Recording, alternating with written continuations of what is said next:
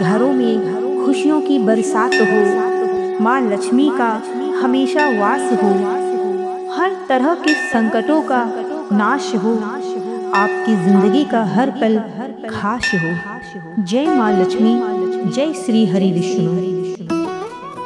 ओम नमो भगवते वासुदेवाय नमः। मेरे सभी प्रिय भक्तजनों को आज गुरुवार की ढेरों शुभकामनाएं। भक्तों, ऐसा कौन है जो अपार धन, सुख और समृद्धि की कामना नहीं करता? कौन नहीं चाहता कि उसकी झोली खुशियों से भरी रहे और माँ लक्ष्मी जी का वास उसके घर में सदैव के लिए बना रहे। भक्तों, गुरुवार का दिन भगवान विष्णु को समर्पित है। इस दिन भगवान विष्णु की पूजा और मंत्र का जाप करने से जीवन की सभी बाधाएं समाप्त हो जाती है और माँ लक्ष्मी का घर में सदैव के लिए वास होता है। शास्त्रों में कहा गया है कि जो भक्त पूरी श्रद्धा और पूरे विश्वास के साथ भगवान विष्णु की आराधना करता है, उसे कभी भी धन, वैभव और सौभाग्य की कमी नहीं होती है। भक्तों, पौराणिक कथाओं के अनुसार जब राक्षसों और देवताओं के बीच समुद्र मंथन हुआ था, तब भगवान विष्णु ने ही देवताओं को अमृत प्राप्त कराने में उनकी सहायता की थी। उसी प्रकार जो भक्त श्री हरि विष्णु के इन चमत्कारी मंत्रों का जाप करता है, उसके जीवन में कभी भी आर्थिक संकट नहीं आता है और वो व्यक्ति हमेशा सफलता के शिखर को छूता है। उसके घर में कभी भी धन की कमी नहीं होती है। भक्तों, अब हम आपको बताएंगे कि धन प्राप्ति के लिए आज गुरुवार के दिन आपको कौन सा उपाय करना चाहिए। लेकिन उससे पहले अगर आपने अभी तक हमारी वीडियो को लाइक और चैनल को सब्सक्राइब नहीं किया है तो तुरंत कर लीजिए। मैं आपसे निवेदन करूंगी कि आप हमारे चैनल को जरूर सब्सक्राइब करें ताकि ऐसे चमत्कारी उपाय और पावरफुल मंत्र हम आपके लिए हमेशा लाते रहें। भक्तों, अगर आप चाहते हैं कि आपके घर में हमेशा धन की वर्षा होती रहे तो गुरुवार के दिन पीले कपड़े में 5 हल्दी की गांठ और थोड़ा सा केसर बांधकर भगवान विष्णु के चरणों में अर्पित करें। पूजा के बाद इस पोटली को अपनी तिजोरी या जहां पर आप धन रखते हैं वहां पर इसे रख दें। यह उपाय आपके घर में धन की बरकत को बढ़ाएगा और कभी भी आर्थिक तंगी नहीं आने देगा। भक्तों, आज हम आपके लिए ब्रह्मांड का सबसे शक्तिशाली धन प्राप्ति विष्णु मंत्र लेकर के आए हैं, जिसे सभी धनवान लोग अपने घरों में निरंतर चलाते रहते हैं और वो धनवान से और भी ज्यादा धनवान बनने लग जाते हैं। यह मंत्र इतना प्रभावशाली है कि इसके जाप से स्वयं भगवान विष्णु प्रसन्न होते हैं और अपने भक्तों को अपार धन और सौभाग्य का वरदान दे देते हैं। तो देर न करें और भगवान विष्णु के चरणों पे अपने नाम की हाजिरी लगाकर अपनी उपस्थिति तुरंत दर्ज कराएं। क्या पता माता लक्ष्मी आज ही आप पर प्रसन्न हो जाएं और आपके घर में धन की वर्षा होने लगे। तो चलिए बिना देर किए इस दिव्य मंत्र का जाप शुरू करते हैं। ओम नमो भगवते वासुदेवाय नमः।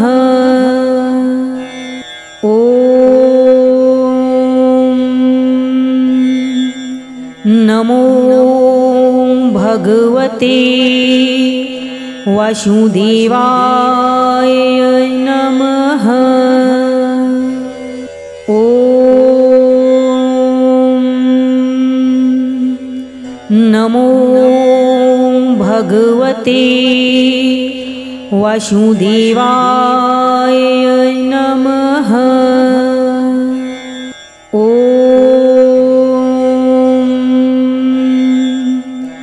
नमो भगवते वासुदेवाय नमः।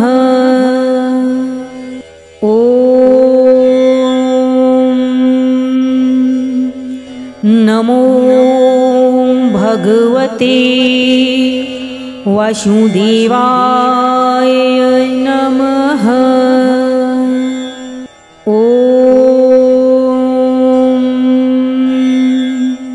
नमो भगवते वासुदेवाय नमः।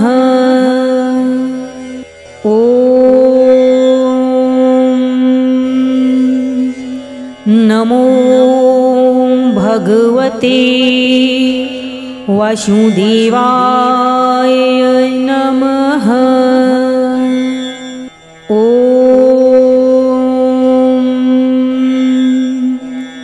नमो भगवते वासुदेवाय नमः।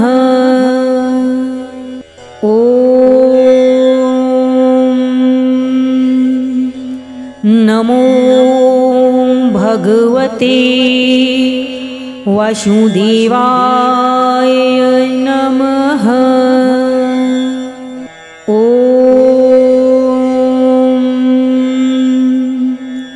नमो भगवते वासुदेवाय नमः।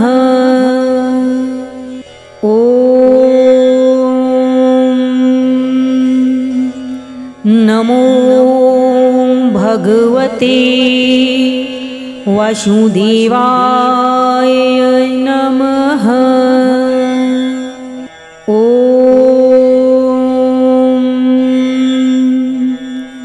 नमो भगवते वासुदेवाय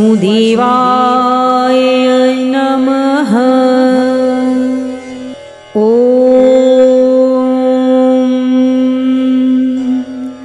नमो भगवते वासुदेवाय नमः।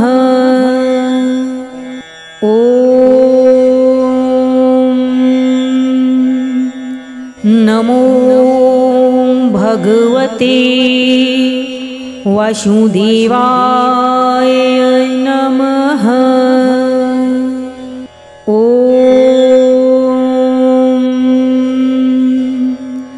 नमो भगवते वासुदेवाय नमः।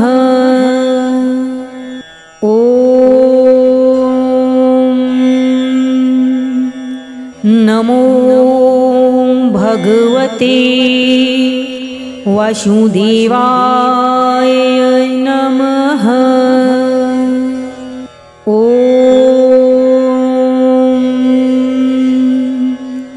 नमो भगवते वासुदेवाय नमः।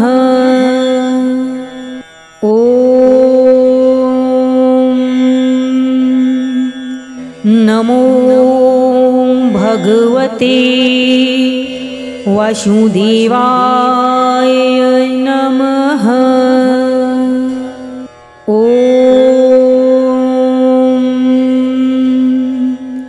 नमो भगवते वासुदेवाय नमः।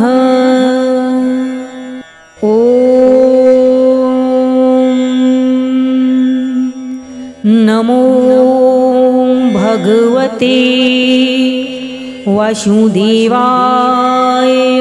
नमः।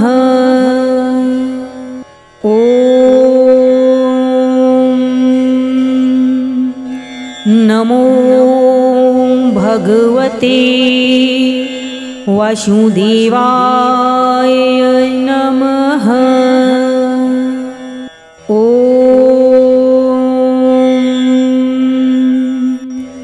नमो भगवते वासुदेवाय नमः।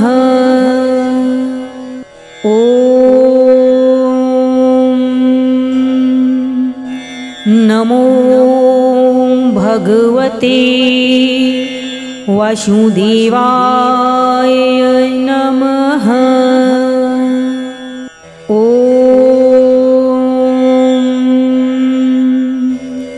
नमो भगवते वासुदेवाय नमः।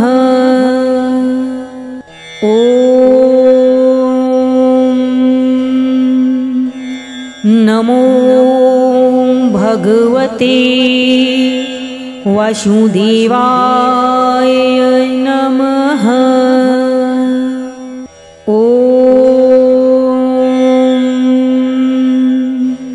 नमो भगवते वासुदेवाय नमः।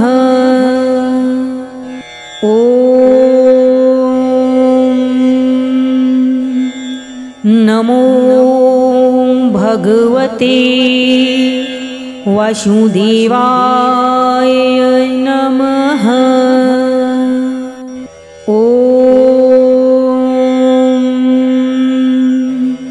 नमो भगवते वासुदेवाय नमः।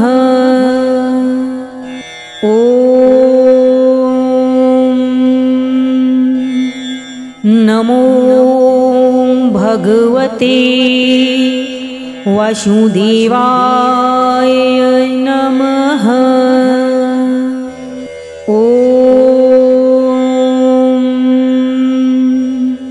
नमो भगवते वासुदेवाय नमः।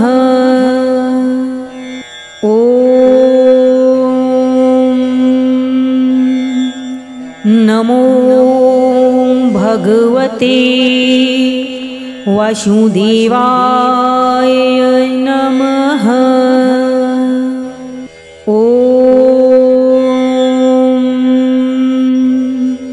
नमो भगवते वासुदेवाय नमः।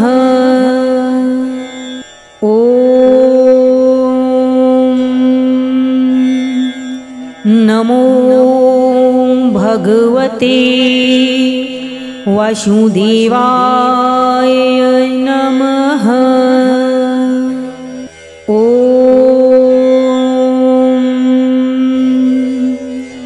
नमो भगवते वासुदेवाय नमः।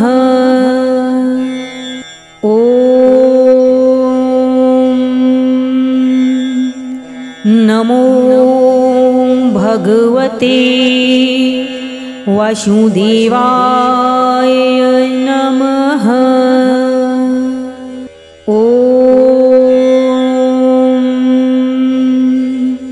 नमो भगवते वासुदेवाय नमः।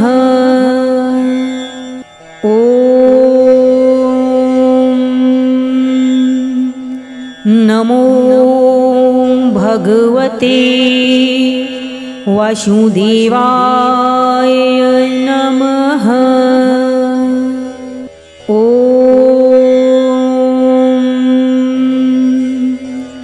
नमो भगवते वासुदेवाय नमः।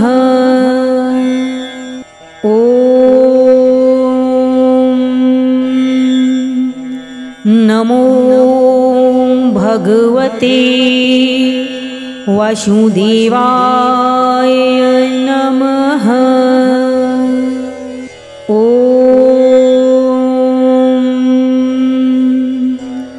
नमो भगवते वासुदेवाय नमः।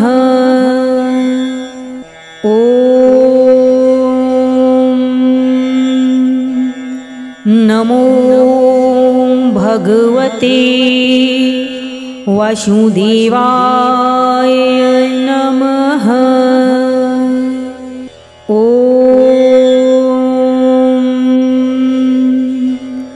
नमो भगवते वासुदेवाय नमः।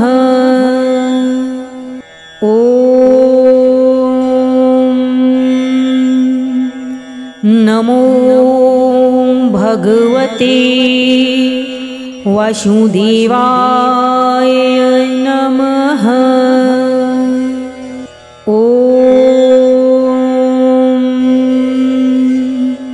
नमो भगवते वासुदेवाय नमः।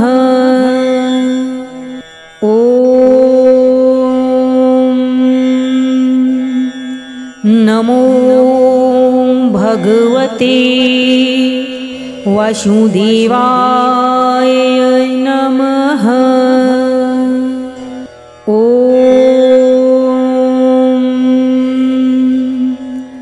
नमो भगवते वासुदेवाय नमः।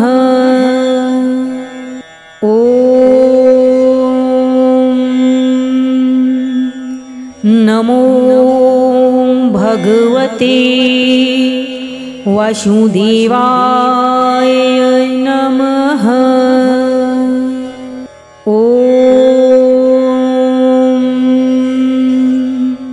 नमो भगवते वासुदेवाय नमः।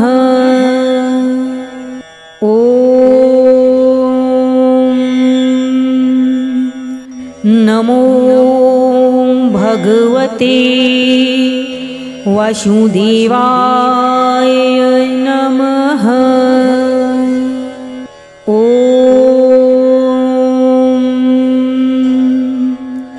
नमो भगवते वासुदेवाय नमः।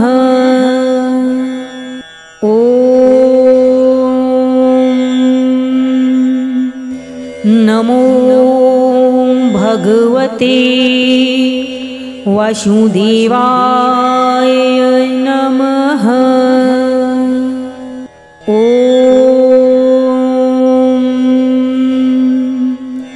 नमो भगवते वासुदेवाय नमः।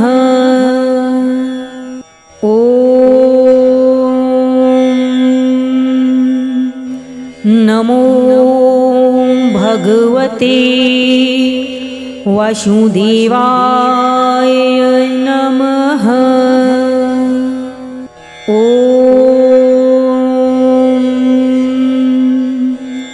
नमो भगवते वासुदेवाय नमः।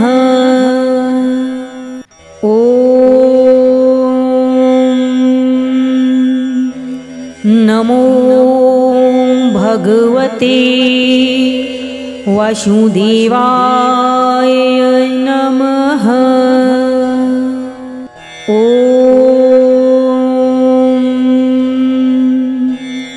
नमो भगवते वासुदेवाय नमः।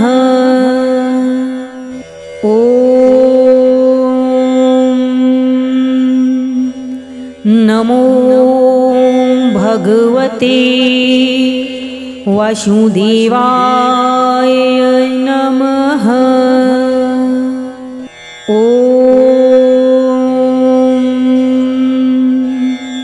नमो भगवते वासुदेवाय नमः।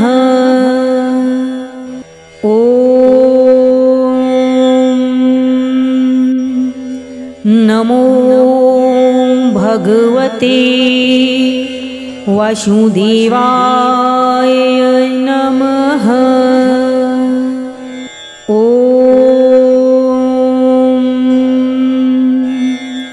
नमो भगवते वासुदेवाय नमः।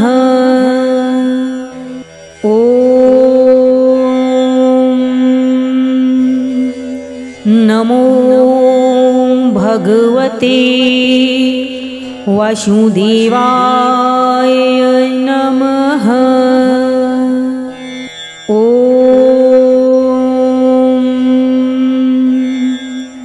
नमो भगवते वासुदेवाय नमः।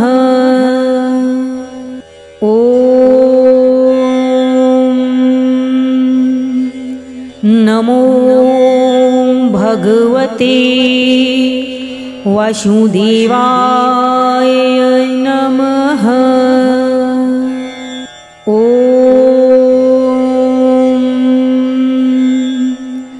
नमो भगवते वासुदेवाय नमः।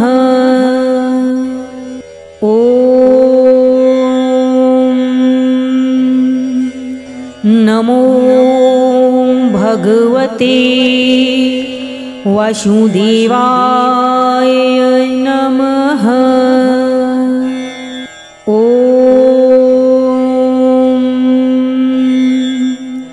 नमो भगवते वासुदेवाय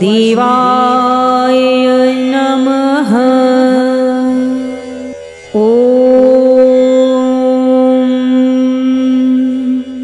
नमो भगवते वासुदेवाय नमः।